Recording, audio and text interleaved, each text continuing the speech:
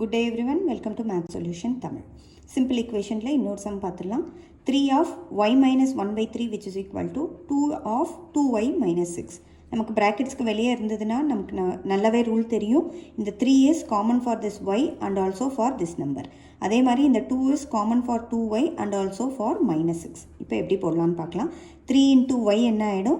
3y minus 3 into 1 by 3, that is 3 into 1 by 3 தான் இதுக்கு meaning.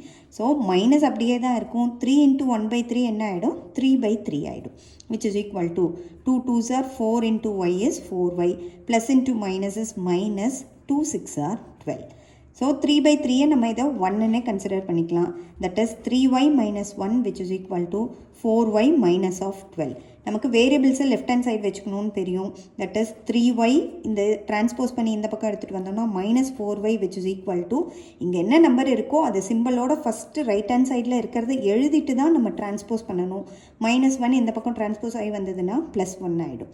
So இது வந்து இங்கே தான் ரொம்ப கேர்ஃபுல்லாக இருக்கணும். இது +3y minus 4y + 3y minus 4y, இதுக்கு ஆன்சர் என்ன வரும்? -1yன்னு வரும்.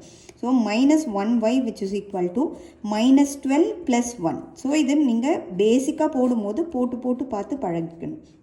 ஸோ ரெண்டு பக்கமுமே மைனஸ் இருக்குது, அதை கேன்சல் பண்ணிக்கலாம்.